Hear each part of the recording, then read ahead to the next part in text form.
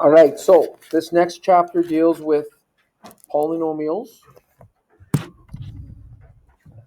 and we're going to be using some of the stuff that we talked about in chapter 4, specifically our laws when we multiply or divide exponents or powers with the same base, or if you have one power raised to another, or if you have rational exponents, or if you have zero exponents. So we're going to be using some of those things in this chapter.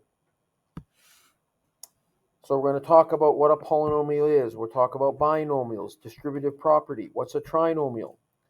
We're going to get into factoring, talking about the greatest common factor. Least common multiple will be used for part of that. And then we'll also see another type of factoring called difference of squares. So we've mentioned the word factors before. Factors are things that multiply together to get what you start with. So we're going to be factoring polynomials. We're going to find two or more polynomials that multiply together to get the original polynomial. And we're going to see that they have lots of uses. You'll be using factoring a lot, Cherry, as you go through high school mathematics. It's heavily used in grade 11 mathematics and grade 12 mathematics. So you need to know how to factor moving forward.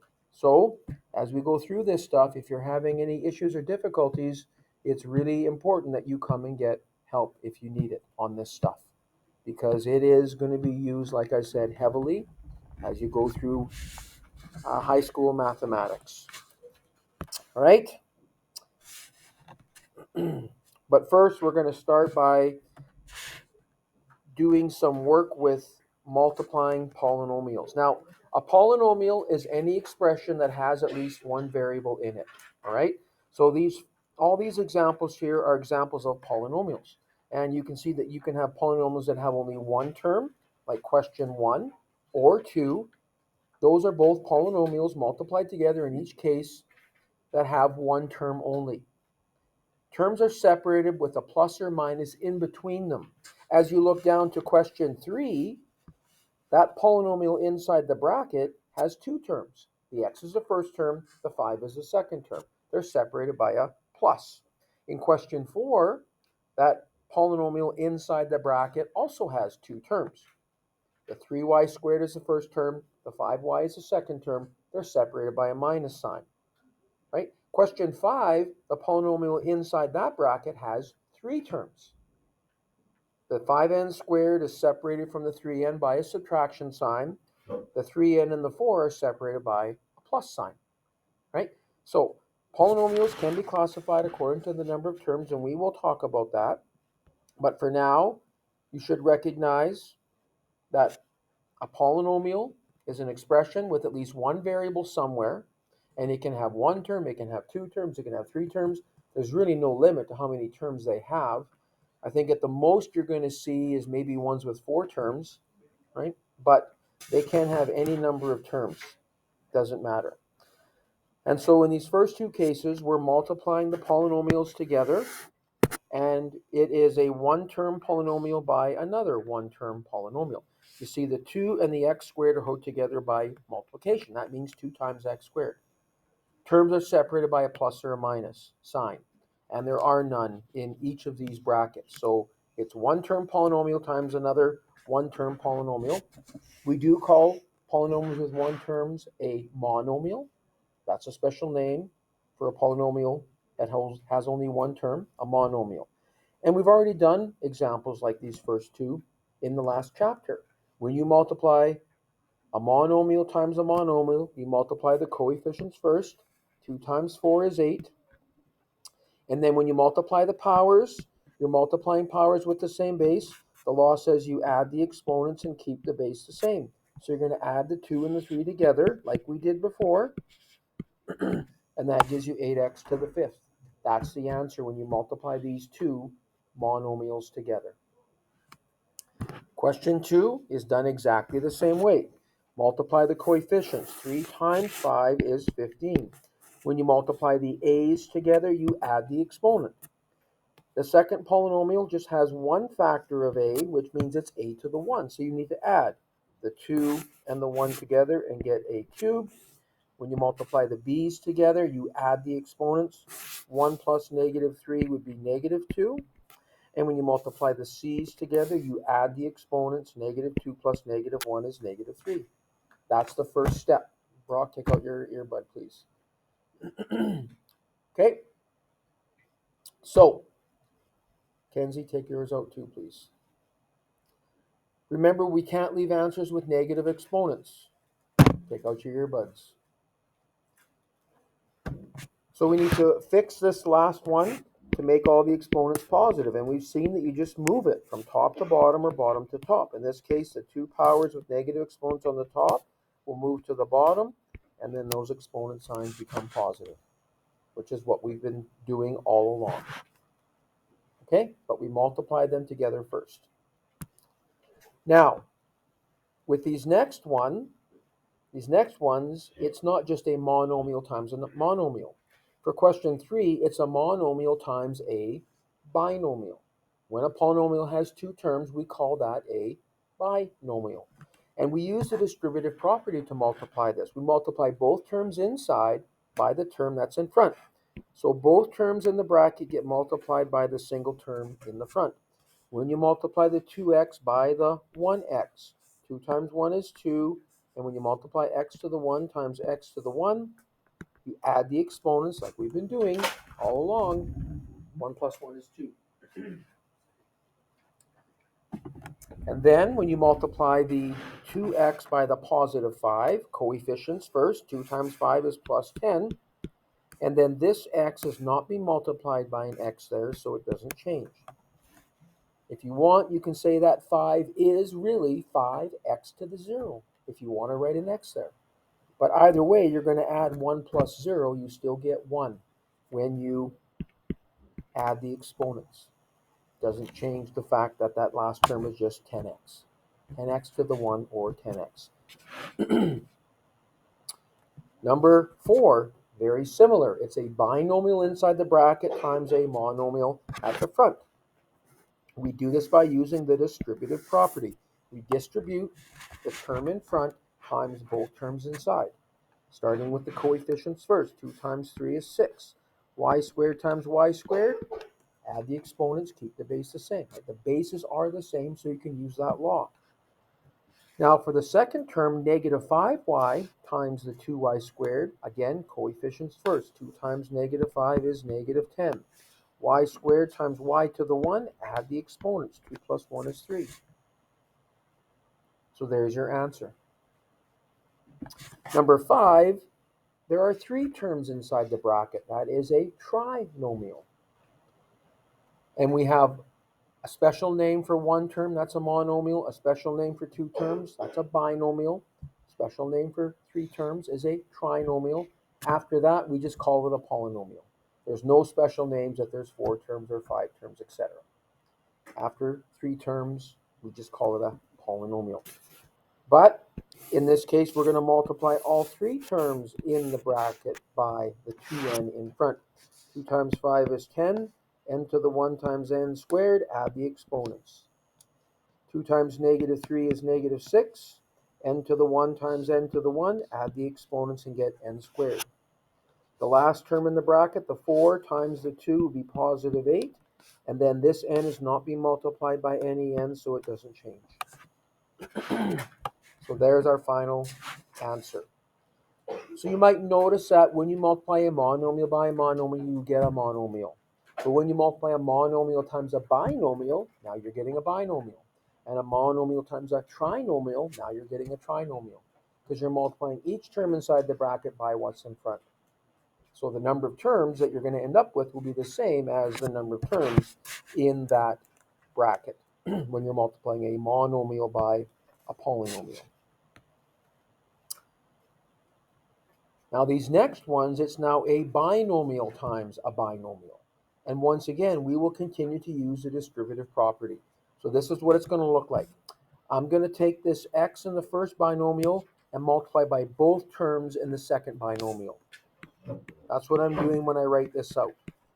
The x in the first binomial multiplied by both terms in the second binomial. And then I'm going to multiply the negative 3 in the first binomial by both terms in the second binomial. So that's what that looks like.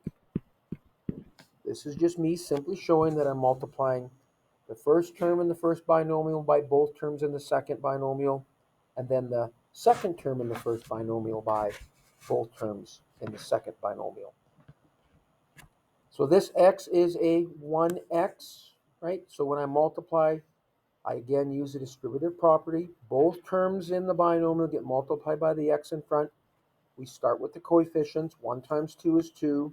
X to the 1 times x to the 1. Add the exponents. Keep the base the same. 1x times positive 1 will stay plus 1x, or just plus x.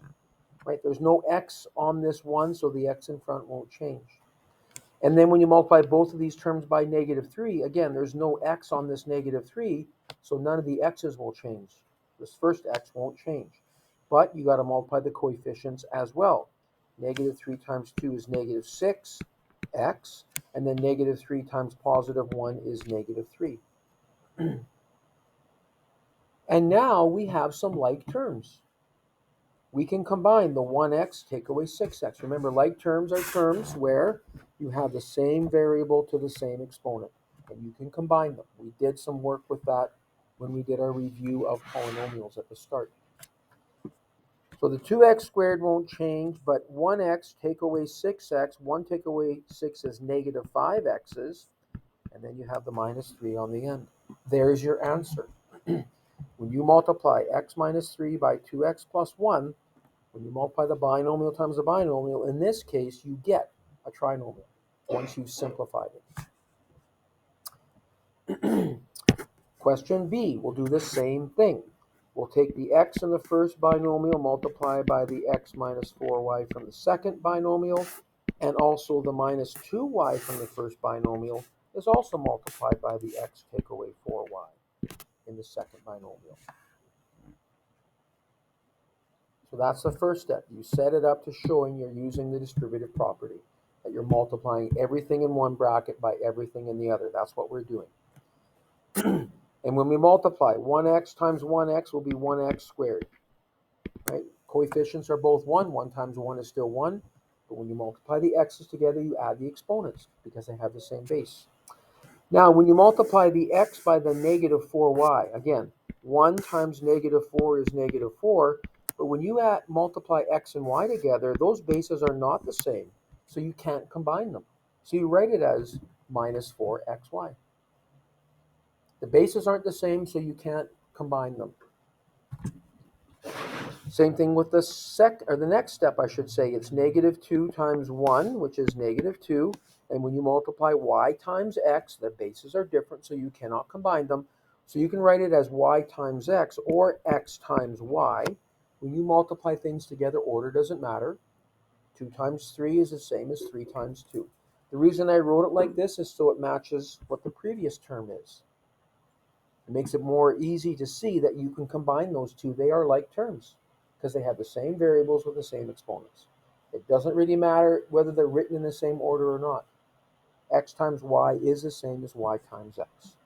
But then we have to multiply the last term inside the bracket, the negative 4y by the negative 2y in front. Negative 2 times negative 4 is positive 8. And now you're multiplying two powers with the same base of y. Y to the 1 times y to the 1 will be y squared. So you have your x squared. Again, those two inside terms are like terms. They have the same variables with the same exponents. We can combine them. Negative 4 take away 2 is minus 6xy's. Remember, when you are adding and subtracting like terms, the powers don't change. That only happens when you're multiplying or dividing powers with the same base. So there's the final simplified answer. Again, our answer in this case is a trinomial.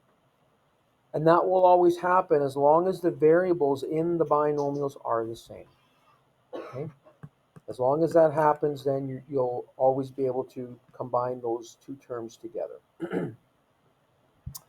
So these next ones are the same. You're multiplying a binomial times a binomial. So we set it up to use the distributive property. Both terms in the first binomial are multiplied by what's in the second binomial. That's what this is doing.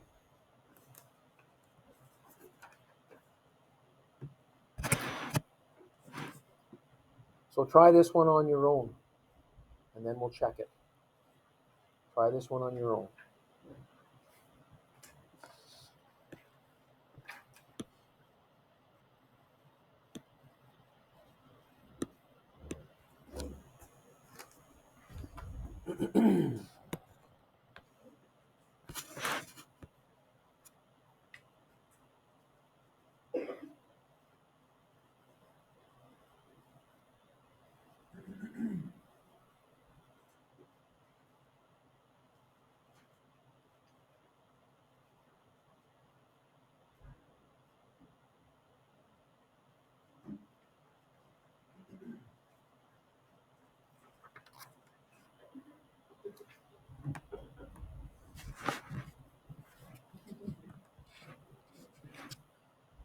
You all done, Keen?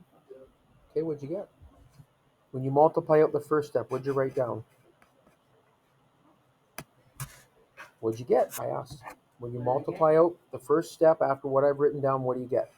What's your next thing you write down? So you didn't do it. Okay, then tell me what you wrote down then. Then tell me what you wrote down. Tell me what your next step that you wrote down is. You don't have to pray about it. Just tell me what you wrote down. Yeah. Okay.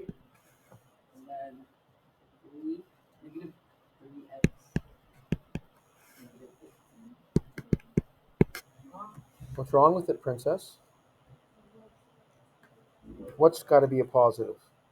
The 15, because it's a negative 3 times a negative 5. Okay. Is there anything else we can do here, princess? Combine what? Which ones are like terms? Negative 5x take away 3x is what, Brooklyn? B. Negative 5x take away 3x gives us what? What's negative 5 take away 3? Except it's 8. 5 and 3 is 8. Yep. Okay, you're on the right track though. So there's the final simplified answer, right? In this case, the binomial times the binomial, because the variables in each binomial are the same, you can simplify to get a trinomial. Okay? So question B, if we set this up, same way. The 5m in the first bracket is multiplied by both terms in the second, and then the negative 1 in the first bracket is also multiplied by both terms in the second. So we multiply these out, coefficients first. 5 times 2 is 10, m to the 1 times m to the 1. Add the exponents, get m squared. Then the 5 times the negative 6 is negative 30. This m is not being multiplied by an m there, so the power on m doesn't change. The negative 1 times the 2m, negative 1 times 2 is negative 2. And again, this m in the bracket is not being multiplied by an m there, so the power doesn't change. And negative 1 times negative 6 is positive 6. And we can collect our two like terms together. Negative 30m take away 2m is minus 32m. If you're doing that on a number line, you start at negative 30, and if you subtract 2, you have to get smaller by 2. You go to the left on the number line when you subtract or get smaller. Okay? So, binomial times a binomial, we use distributive property. You think you got these binomials times binomials? Everyone okay with them? Well, let's see. Try number 5 on your own. Number 5.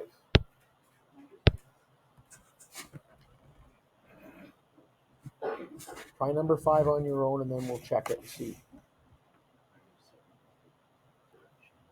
Sorry? Yep, you betcha.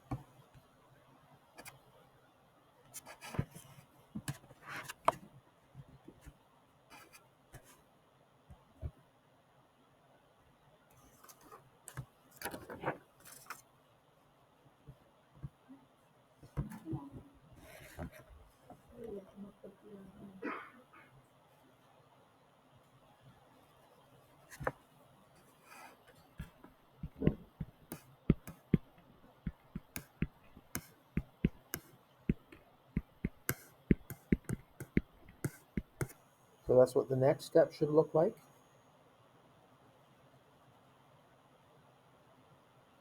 Now remember, x times y is the same as y times x. So those two middle terms we can combine. They are like terms. X times y is the same as y times x. When you multiply things, order doesn't matter. So we can combine those two inside terms. If you have -8 of something and you add 1, that's going to leave you with -7 of those. And you can write that middle term as either -7xy or -7yx. It doesn't matter. Keen got it. Can we all give Keen a round of applause? I would call that a smattering of applause, Keen. Obviously, everyone's not real happy for you. Okay. Right, so you got this stuff, right? Brock, you're with us? Okay. Phone away, please, and thank you. So now, what about a binomial times a trinomial? It doesn't change the way it's done. We're going to use a distributive property. We're going to multiply each term in the first polynomial, each term in that binomial times all three terms of the trinomial. So that x in the binomial is multiplied by all three terms. And then the +2 from the binomial is also multiplied by all three terms. Bless you.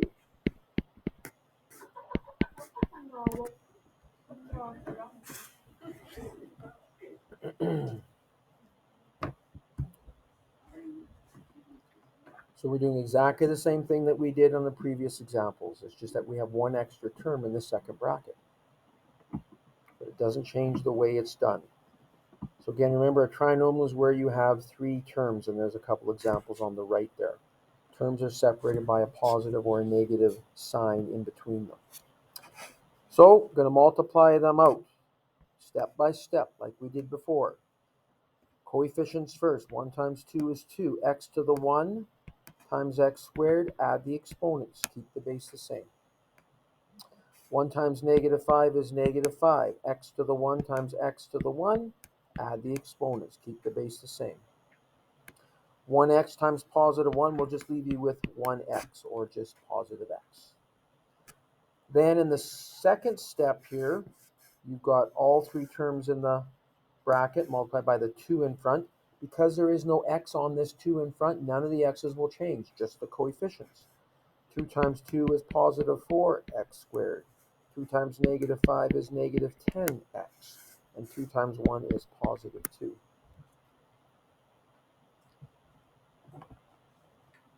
So when we multiplied everything out, we've now got 6 terms there right now. However, there are some like terms here. There's only one x cubed term, but there are 2 x squared terms. So this is what we did back when we did our review. We collected our like terms. There's also 2 x terms. There's a +x and a -10x.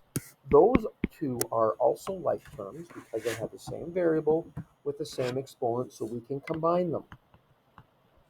So let's do that. -5x squared plus 4x squared leaves us with -1x squared.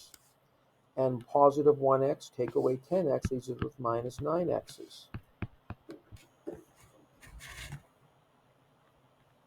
So in this case, when we did our multiplication and simplified, we ended up with a polynomial with 4 terms.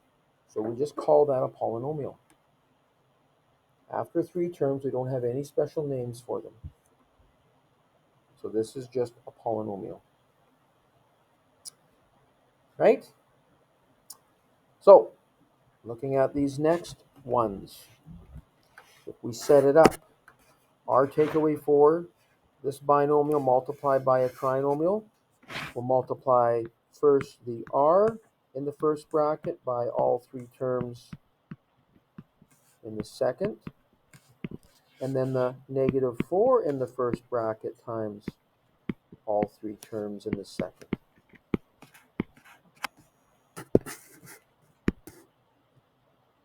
You're copying all this down, right, Brock? You're copying all this down, right? That's the expectation, okay? What it does is it gives you something to look back on when you're studying for your quizzes and your tests.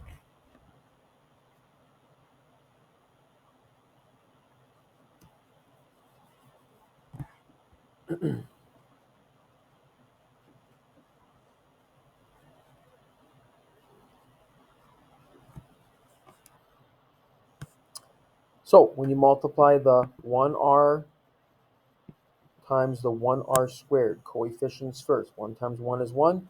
R to the 1 times r squared, add the exponents. That'll give us 1r cubed or just r cubed. Yes, ma'am. Oh, thank you. I wrote that in the second bracket, but I missed it in the first. Thank you.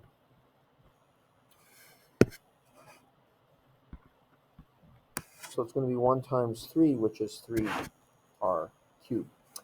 Then, when you multiply 1r times 8r, it gives us plus 8r squared minus 6r. Take away, in this second bracket, the number in front is just the minus 4. There's no r there, so it's not going to change any of the r's, only the coefficients. Negative 4 times 3 is minus 12r squared.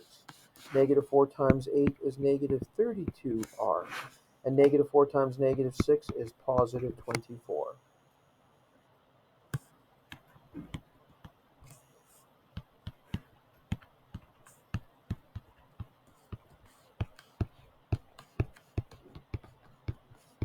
So my next step I've done here is I've collected my like terms.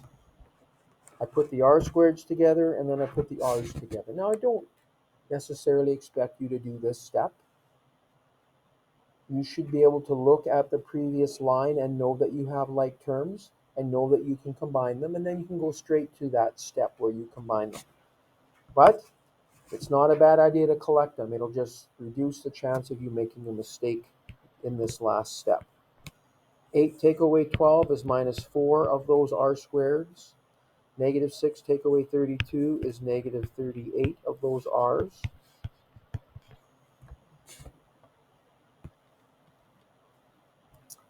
So there is our answer.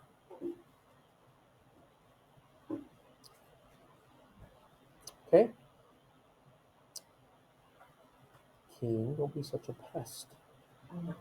Oh, yes, you are. Try B on your own. You're done?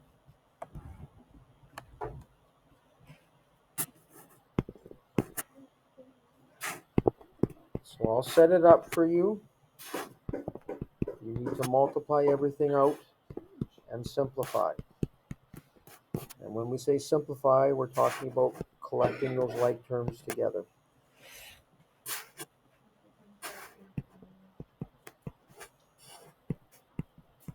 Should I send him to the office? Or should I just hit him with a stick? Put your phone away, princess. Put your phone away, princess.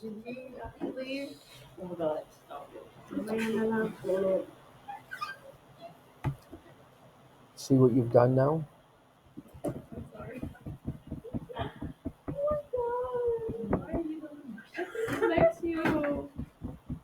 He's very religious. You should know that by now.